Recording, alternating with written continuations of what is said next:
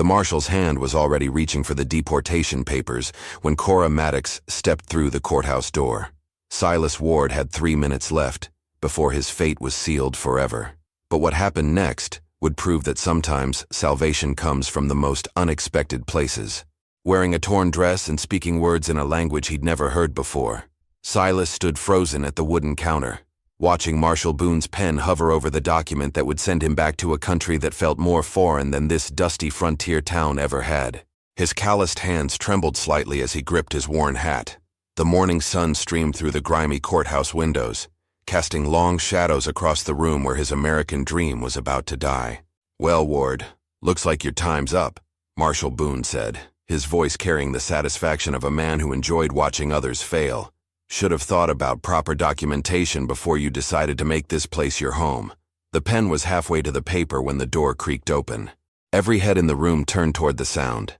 A woman entered, her dark hair pinned back severely, her dress simple but clean despite the visible men's along the hem. She moved with purpose, her eyes scanning the room until they found Silas. "Excuse me," she said, her voice clear and steady. "I believe there's been a misunderstanding." Marshal Boone looked up, irritation flickering across his weathered face. "Ma'am, this is official business. You'll need to wait outside." But Cora Maddox didn't move. Instead, she walked directly to the counter where Silas stood, her boots clicking against the wooden floor with each determined step. When she reached him, she did something that made every person in that room question what they thought they knew about desperate situations. She placed her hand on his arm and spoke in perfect, educated English that seemed to carry the weight of authority. "Marshal Boone, I'm here to inform you that Mr. Ward and I were married yesterday evening. I have the certificate right here." The room fell silent except for the ticking of the wall clock. Silas stared at her, his mind racing to catch up with what was happening.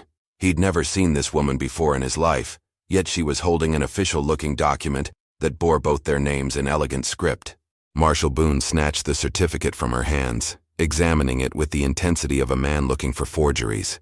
His eyes narrowed as he studied the signatures, the official seal, the date. Everything appeared legitimate. "This changes things," the marshal muttered, clearly frustrated by this unexpected development. "Marriage to a citizen does provide legal status." Silas felt the world shifting beneath his feet. One moment he was facing exile. The next he was supposedly married to a complete stranger who had just saved his life. He tried to catch Cora's eye, to understand what game she was playing, but she kept her gaze fixed on the marshal. "The ceremony was small," she continued smoothly. "Just ourselves and the necessary witnesses at the chapel outside town. Everything was done according to the law." As Marshal Boone continued examining the document, Silas noticed something that made his blood run cold. The woman beside him, this mysterious savior, was speaking quietly to herself under her breath. But the words weren't English.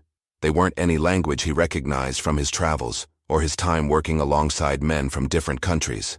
The strangest part wasn't that she was speaking another language. The strangest part was that she seemed to be having a conversation with someone who wasn't there, responding to questions only she could hear. Her lips moved in rapid, silent exchanges, her expression shifting as if receiving instructions. Marshal Boone finally looked up from the certificate, his disappointment evident. "Everything appears to be in order. Mr. Ward, you're free to go. For now." As they walked out of the courthouse together, Silas struggled to process what had just happened. The woman who claimed to be his wife remained silent until they were well out of earshot of the building. Then she turned to him with eyes that held secrets deeper than any well. "We need to talk," she said simply. "But not here. There are people watching." Silas glanced around the busy street, seeing nothing but the usual mix of merchants, travelers and townspeople going about their daily business. But something in her tone made him believe that danger was closer than it appeared. "Who are you?" he asked, his voice barely above a whisper. Cora Maddox smiled, but it wasn't the smile of a woman who had just done a good deed. It was the smile of someone who had just made a move in a game far more complicated than anyone realized. "Someone who needed a husband as much as you needed a wife," she replied. "The question is, Mr. Ward, are you prepared to learn exactly what that means?" But as they walked away from the courthouse, neither of them noticed the figure watching from the shadows across the street, or the fact that Cora had just spoken her last sentence in yet another language entirely, and Silas was about to discover that marriage certificates could be forged, but the consequences of accepting help from a stranger could be more real than deportation ever was. Cora led him through the back streets of town, her pace quick but not hurried enough to draw attention. Silas followed, his mind churning with questions he didn't know how to ask. Every few steps, she would glance over her shoulder, not at him, but at the spaces between buildings, the shadows that seemed ordinary to everyone else. They stopped at a small boarding house on the edge of town, the kind of place where questions weren't asked as long as the rent was paid. Cora produced a key from her pocket and led him up a narrow staircase to a room on the second floor. The space was modest but clean, with a single window overlooking the dusty street below. "Sit," she said, gesturing to the only chair in the room. She remained standing, her back to the window, watching the door as if expecting it to burst open at any moment. Silas sat down heavily, still gripping his hat. "I don't understand any of this. That certificate looked real, but I know we've never met before. How did you even know I was in trouble?" Cora was quiet for a long moment, and when she spoke, her voice carried a weariness that made her seem older than her years. "Because I've been watching you for 3 days, Mr. Ward. Watching you try to find anyone who would marry you before the marshal could sign those papers." The admission hit him like a physical blow. He'd been desperate, approaching women he barely knew, making himself look like a fool in front of half the town. The idea that someone had been observing his humiliation made his cheeks burn with shame. "Why?" he asked. "Why would you watch me? Why would you help me?" She turned from the window and looked at him directly for the first time since they'd left the courthouse. Her eyes were dark, intelligent, and filled with something that might have been fear. "Because I needed to marry someone who was desperate enough not to ask too many questions," she said. "Someone who would be grateful enough to keep his mouth shut about certain things." Silas felt his stomach drop. "What kind of things?" Instead of answering, Cora walked to a small trunk in the corner of the room. She opened it and pulled out a leather portfolio tied with string. From inside the portfolio, she withdrew several documents, spreading them on the small table near the window. Silas stood and moved closer, trying to make sense of what he was seeing. There were certificates, official-looking papers with seals and signatures, and what appeared to be property deeds. But as his eyes scanned the documents, confusion deepened into something approaching alarm. Every single paper was written in a different language, not just Spanish or French, which he might have expected on the frontier, but scripts he couldn't even identify. Some looked European, others seemed to flow in patterns that reminded him of maps rather than words. "Can you read any of these?" Cora asked, watching his face carefully. "No," he admitted. "What are they?" "Property transfers," she said simply. "Inheritance documents, legal papers that prove ownership of certain assets." She picked up one of the documents, one written in what looked like it might be German, though Silas couldn't be sure. "This one establishes my right to a house 3 miles north of here, built into the hillside, completely hidden from the main road." Silas stared at her. "You own property. Then why are you living in a boarding house?" "Because the house isn't safe," she said, her voice dropping to barely above a whisper. "Not yet. There are people looking for it. People who think they have a better claim to what's inside." The pieces of the puzzle were starting to form a picture, but it was a picture that made no sense.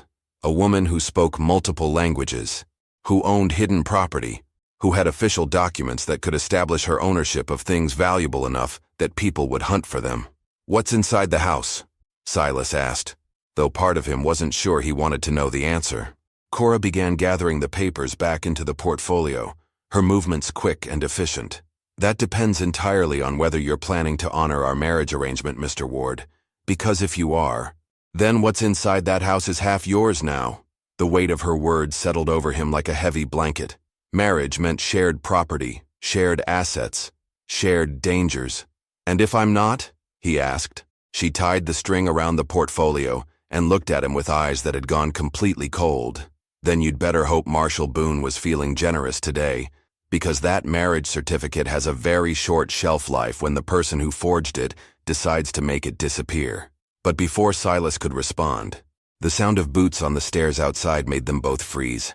Someone was coming up to their floor, and from the heavy, deliberate footsteps, it wasn't another boarder returning to their room. The footsteps stopped directly outside their door. Cora moved with startling speed, pressing her finger to her lips while gathering the documents into the trunk. Silas found himself holding his breath, his heart hammering against his ribs as they waited in the suffocating silence. A soft knock came at the door, followed by a voice that made Cora's face go pale. "Mrs. Chen, are you in there? I have a message from your employer." Silas looked at Cora sharply. Mrs. Chen? The name on their marriage certificate was Maddox.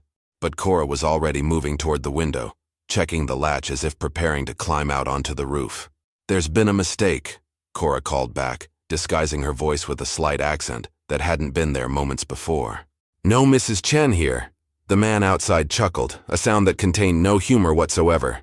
"Now that's interesting, because I have a very reliable source that says Mrs. Chen has been staying in this exact room for the past week, along with some very valuable papers that belong to my employer." Cora's hands were shaking as she opened the window. The drop to the street below was at least 15 feet, but she seemed to be seriously considering it. Silas grabbed her arm, stopping her from doing something that could break her neck. "Who is Mrs. Chen?" he whispered. "A name I used before," she whispered back. "Before I became Cora Maddox. Before I needed to disappear."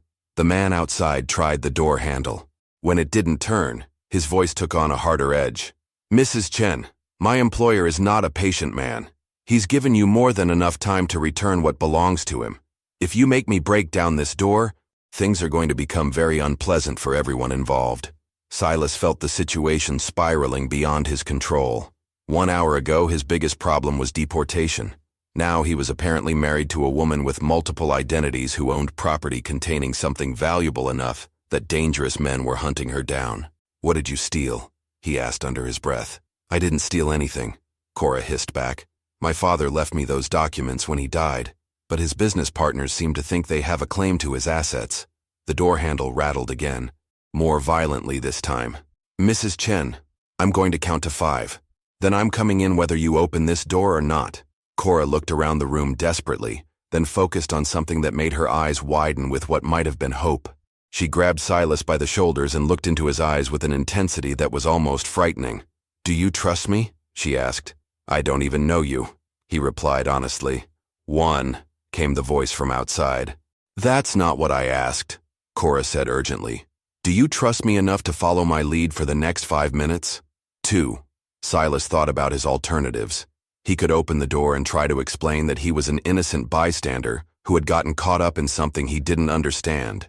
He could climb out the window and probably break both legs in the fall, or he could trust the woman who had already saved him once today, even if her methods were questionable. 3. "What do you need me to do?" he asked. Relief flooded her face. She quickly pulled off her wedding ring, a simple band that he now realized probably wasn't even real, and pressed it into his palm. Then she began untying her hair, letting it fall loose around her shoulders. 4. "When I open that door," she whispered rapidly, "you are my husband. We've been married for 6 months. We're traveling to California to start a ranch. You've never heard of anyone named Mrs. Chen, and neither have I. Can you do that?" Silas nodded, slipping the ring into his pocket. Cora smoothed her hair and straightened her dress, transforming herself from a woman on the run into someone who looked genuinely confused about being disturbed. 5. The door exploded inward as the man outside threw his shoulder against it. He was tall and lean, with the kind of face that suggested violence was a regular part of his business. His eyes swept the room, taking in Silas standing protectively near Cora, the open trunk with ordinary clothes visible inside, the general appearance of a married couple interrupted during their travels. "Sorry to bother you folks," the man said, though his tone suggested he wasn't sorry at all. "I'm looking for a woman named Mrs. Chen. Asian lady, about this height, carries a lot of papers with her." Cora blinked at him with perfect innocence. "I'm afraid you have the wrong room. I'm Mrs. Ward, and this is my husband. We're just passing through town." The man's eyes narrowed as he studied her face, looking for any sign of deception. "You sure about that?" "Because my information was very specific about this room." But as Silas watched the man's expression change from suspicion to confusion, he realized something that made his blood run cold. Cora hadn't just disguised her voice and changed her posture. Somehow, in the space of those 5 seconds, she had altered her entire face, making her features appear different enough that even someone looking for her might not recognize her. And if she could do that, what else was she capable of? Silas stepped forward, placing himself slightly between Cora and the dangerous stranger. "My wife is telling you the truth, mister. We registered under the name Ward downstairs. You can check with the clerk if you want." The man studied them both for another long moment, his hand resting casually on the gun at his hip. Then he pulled out a small photograph from his vest pocket and held it up next to Cora's face. Silas could see it was a picture of an Asian woman, but the lighting was poor and the image was somewhat blurred. "Funny thing about photographs," the man said slowly. "Sometimes they don't capture a person quite right, especially when that person doesn't want to be found." Cora met his gaze steadily, not flinching under the scrutiny. "I'm sorry I can't help you find whoever you're looking for, but as you can see, I'm clearly not the woman in your photograph." The stranger walked around the small room, examining their belongings with the thorough attention of someone accustomed to finding hidden things. He opened the trunk fully, rifling through the clothes inside. Silas held his breath, but there was nothing suspicious visible among the ordinary traveling garments. "Where did you say you folks were headed?" the man asked, still searching. "California," Silas replied, remembering Cora's instructions. "Looking to buy some land for cattle ranching. Long way from here to California. Expensive journey for a working man." The stranger's eyes fixed on Silas's worn clothes and calloused hands. Must have saved up for quite a while. Silas felt sweat beginning to form on his forehead. He wasn't prepared for this kind of interrogation, and every answer seemed to lead to more questions. "My wife inherited some money from her family back east. We figured it was time to make a new start." The man's attention shifted back to Cora. "That's convenient. What family would that be, Mrs. Ward?" Cora's voice remained calm and steady. "The Kellys. From Boston. My father worked in shipping before he passed. Left me enough to give us a chance at something better than what we had here."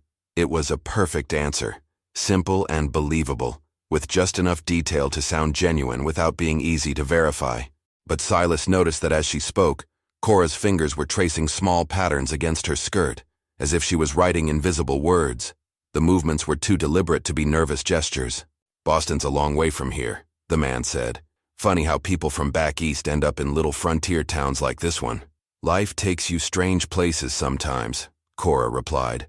"I met my husband here while visiting distant relatives. Sometimes the heart decides before the mind catches up." The stranger finally seemed satisfied, or at least willing to accept that he wasn't going to find what he was looking for in this room. He touched the brim of his hat in a gesture that was more threat than courtesy. "Well, I apologize for the intrusion, Mr. and Mrs. Ward. I hope you folks have a safe journey to California. Though I should mention, the roads can be dangerous for travelers carrying valuable cargo. Lots of bandits between here and there who know how to spot people with money." After he left, closing the broken door as best he could behind him, Silas and Cora remained frozen in place for several minutes. Finally, Cora moved to the window and watched the street below until she saw the man emerge from the building and walk away. "He's gone," she said quietly, "but he'll be back. They always come back when they're not completely convinced." Silas sank into the chair, feeling emotionally drained. "Who was that? And don't tell me you don't know, because that man was specifically looking for you." Cora sat on the edge of the bed, suddenly looking fragile, in a way that made Silas want to protect her, despite not understanding what he might be protecting her from. "His name is Drake. He works for a man named Vincent Chen, who used to be my father's business partner. They imported goods from Asia, legitimate things mostly, but also some items that weren't exactly legal." "What kind of items?" "Rare artifacts, valuable documents, things that collectors would pay enormous amounts to own without asking too many questions about how they were acquired." She looked up at him with eyes that held years of fear. "When my father died, Vincent claimed that everything belonged to him, but my father left me proof that I was the rightful heir to half of everything they owned together." Silas felt the pieces clicking into place, but the picture they formed was more terrifying than he had imagined. "Including the house you mentioned, the one with something valuable inside." "Including the house," she confirmed, "and Vincent Chen will do anything to get those documents back, including killing anyone who stands between him and what he thinks belongs to him." But as she spoke those words, they both heard something that made them realize their immediate problems were far from over. Footsteps were coming up the stairs again, and this time there were several sets of them. The footsteps stopped on the landing, and Silas could hear low voices conferring in what sounded like several different languages. Cora was already moving, gathering essential items from the trunk with practiced efficiency. She pulled out a small leather pouch that clinked softly with the sound of coins and tucked the portfolio of documents inside her dress. "The window," she whispered urgently. "There's a ledge that runs along the back of the building. If we can make it to the next building over, there's a fire ladder." Silas looked at the narrow ledge visible outside the window. It was barely 6 inches wide, weathered and crumbling in places. One wrong step would send them plummeting to the alley below. But the voices outside their door were getting closer, and he could hear someone testing the broken door frame. "I'll go first," Cora said, already climbing onto the windowsill. "Follow my exact footsteps. Don't look down, and whatever you do, don't hesitate." She disappeared through the window with the fluid grace of someone who had done this before. Silas took a deep breath and followed, his heart pounding as his boots found purchase on the narrow ledge. The wind was stronger than he had expected, tugging at his clothes and threatening to upset his balance. Below them, the alley stretched like a dark mouth waiting to swallow anyone foolish enough to fall. Silas pressed himself against the brick wall, moving inch by inch toward where Cora waited at the corner of the building. Behind them, he could hear their room door being forced open completely, followed by angry voices and the sound of furniture being overturned. They reached the fire ladder, just as shouts erupted from the window they had escaped through. Cora scrambled down the rungs with practiced speed while Silas followed, his hands shaking from adrenaline and the realization of how close they had come to being trapped. They landed in a different alley, one that led away from the main street where Drake and his associates might be watching. Cora led them through a maze of back passages and side streets that she seemed to know by heart, moving with the confidence of someone who had planned multiple escape routes. Finally, they emerged near the edge of town where a horse and wagon stood waiting. Silas stared in amazement as Cora approached the driver, an elderly man who nodded as if he had been expecting them. "Time to go, miss," the driver said in accented English. "The men you warned me about, they came asking questions about you this morning." Cora helped Silas into the back of the wagon, which was loaded with supplies and covered by a heavy canvas tarp. "Jakob has been helping me prepare for this day," she explained as they settled among the bundles. "He owes my father a debt that can never be repaid." As the wagon began to move, lurching over the rough road that led north out of town, Silas finally had a chance to process everything that had happened. In the space of a few hours, he had gone from facing deportation to being married to a woman with a dangerous past, escaping from armed men, and now fleeing toward a hidden house that contained something valuable enough to kill for. "Tell me about this house," he said quietly, keeping his voice low enough that Jakob couldn't overhear. "What exactly is inside that makes it worth all this trouble?" Cora was quiet for so long that he thought she might not answer. When she finally spoke, her voice carried a weight that made him understand why people were willing to commit violence to possess what she protected. "My father spent 20 years collecting documents that prove ownership of land grants throughout the Western Territories. Not just any land grants.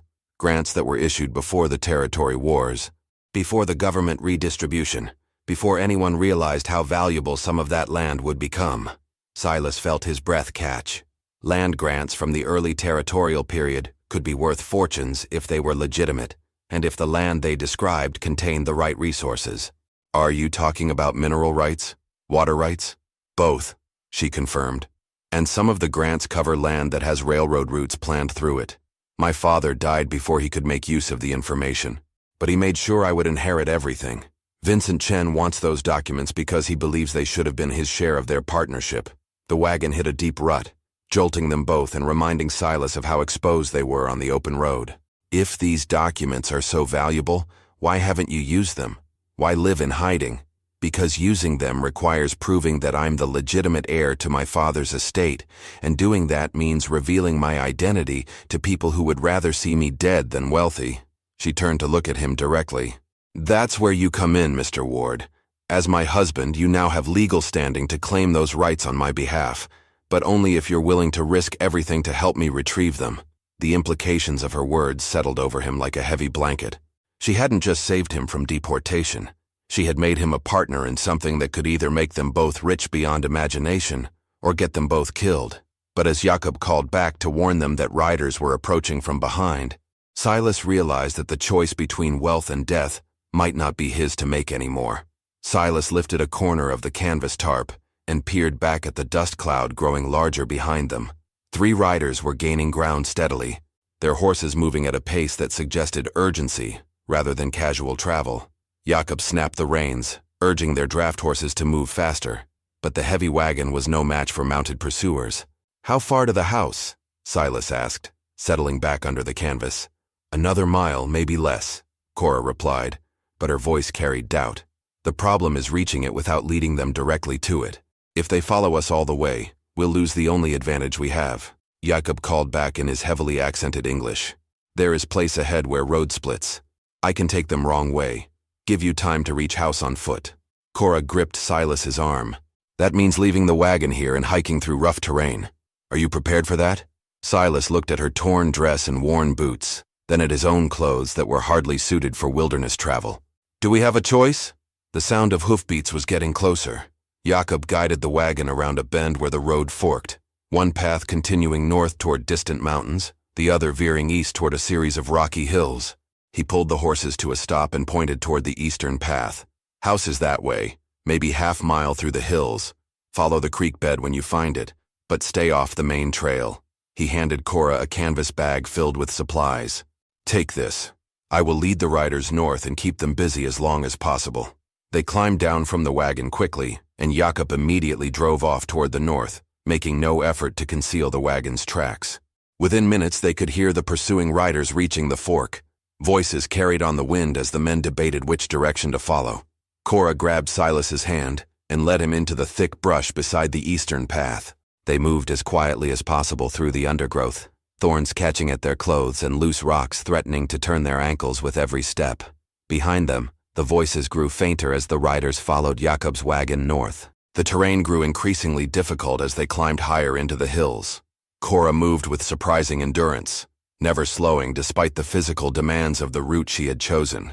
Silas found himself breathing hard as they scrambled over fallen logs and navigated around massive boulders that blocked their path. There, Cora said suddenly, pointing ahead to where water glinted between the trees.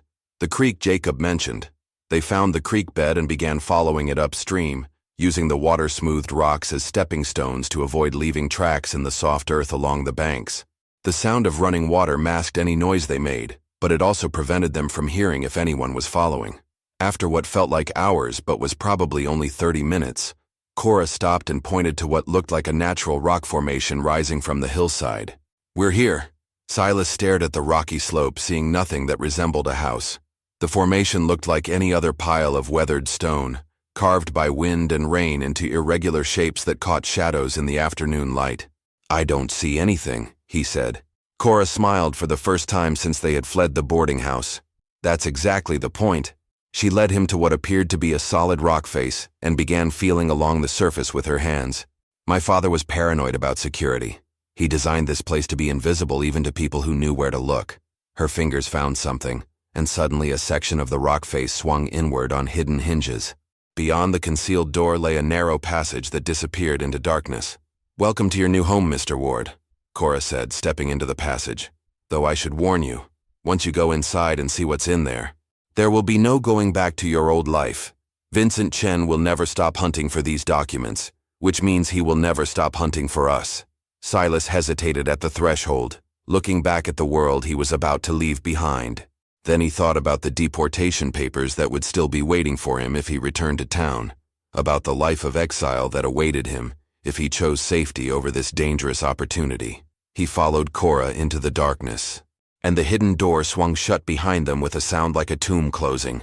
But as his eyes adjusted to the dim light filtering through concealed vents, he realized that what lay ahead might be worth any risk they would have to face to claim it.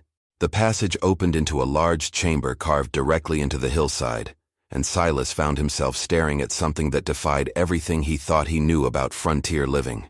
The space was furnished with elegant pieces that belonged in a mansion back east, not hidden in the wilderness. Persian rugs covered the stone floor, and oil paintings hung on walls lined with built-in shelves filled with books in dozens of different languages. But it was the far wall that made him understand why Vincent Chen was willing to kill for what Cora possessed. The entire surface was covered with maps, land surveys, and official documents mounted under glass. Each document was carefully labeled with dates, locations, and what appeared to be estimated values written in multiple currencies. My father spent his entire adult life collecting these, Cora said, lighting several oil lamps that revealed even more details of the hidden chamber. Every legitimate land grant issued in the Western Territories over the past 30 years. Some of them cover areas that are now major cities. Others include mineral rights that are worth more than entire towns. Silas walked closer to examine the documents, his mind reeling as he tried to calculate the potential value of what he was seeing. "This one here," he said, pointing to a grant dated 15 years earlier. "This covers land where they're planning to build the new railroad depot." "Exactly. And this one," Cora indicated another document, "includes water rights for the river that supplies 3 different mining settlements. My father knew that the real wealth in the territories wouldn't come from gold or cattle. It would come from owning the land that other people needed to make their fortunes." The implications were staggering. Anyone who could legitimately claim these rights would control resources worth hundreds of thousands of dollars. But as Silas studied the documents more carefully, he began to understand the complexity of Cora's situation. "These are all in your father's name," he observed. "How do you prove that you inherited them legally?" Cora opened a locked cabinet and withdrew another portfolio, this one larger and heavier than the documents they had fled with. "Everything is here. My father's will, witnessed and notarized. Marriage certificates proving my parents' legal union. My birth certificate establishing my identity as his legitimate heir. And most importantly, the partnership agreement between my father and Vincent Chen that clearly establishes their respective ownership shares." She spread the documents on a large table in the center of the room. "According to this agreement, each partner owned 50% of all assets acquired during their business relationship. When my father died, his 50% should have passed to me automatically." Silas studied the partnership agreement, noting the careful legal language and official seals. "But Vincent Chen is claiming that your father owed him money, or that there was some other arrangement that gave him rights to the full estate? Vincent claims that my father used partnership funds for personal investments without his knowledge, making me an accessory to theft. He says that until I can prove otherwise, the entire estate should be held in trust under his control." Cora's voice carried years of frustration and fear. "The problem is that proving my innocence requires going to court, and going to court means revealing my location to people who want me dead." The sound of voices outside made them both freeze. Someone was approaching the hidden entrance, and the voices were speaking in the mixture of languages they had heard from Vincent Chen's men back in town. Cora quickly began gathering the most important documents back into the portfolio. "They found us," she whispered. "Jacob must have been captured, or they followed our trail despite his efforts to mislead them." Silas looked around the chamber, noting that there was only one entrance and no obvious means of escape. "Is there another way out?" "Yes, but it leads deeper into the hills. If we take that route, we'll have to abandon everything here. All the documents, all the proof of ownership, everything my father worked his entire life to collect." The voices were getting closer, and Silas could hear the sound of someone examining the hidden door, testing the rock face for weaknesses or concealed mechanisms. They had perhaps minutes before the entrance was discovered. "What if we don't run?" Silas asked suddenly. "What if we make a stand here and force Vincent Chen to prove his claims legally?" Cora stared at him as if he had lost his mind. "These men don't care about legal proof. They care about results. If they get their hands on these documents, they'll destroy any evidence that contradicts Vincent's claims and kill anyone who might testify otherwise." The hidden door began to creak as pressure was applied from outside. Someone had found the mechanism and was beginning to force it open. "Then we need to make sure they don't get their hands on the documents," Silas said, his mind racing through possibilities. "Is there a way to hide the most important papers while leaving enough here to make them think they found everything?" Cora's eyes widened as she understood what he was suggesting.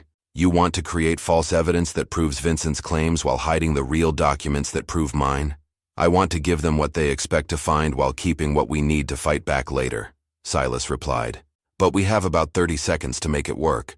But as the hidden door swung open and armed men began pouring into the chamber, both Silas and Cora realized that 30 seconds might not be nearly enough time to save everything they had risked their lives to protect.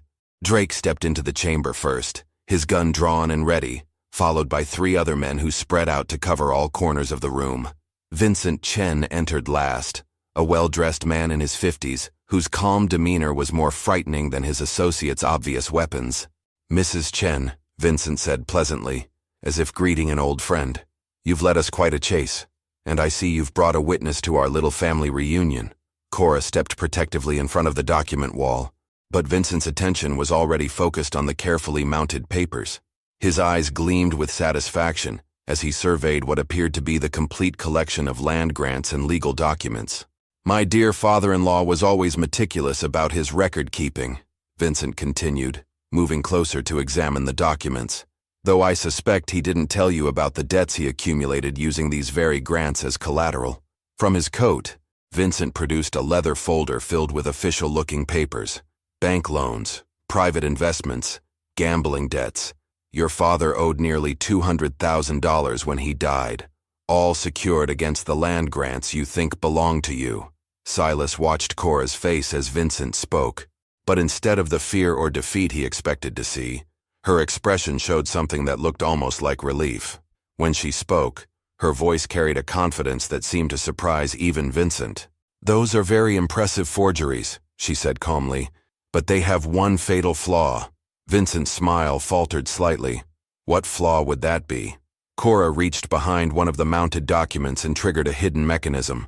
The entire wall display swung outward like a massive door, revealing an empty cavity behind it. "Those documents you're looking at are copies.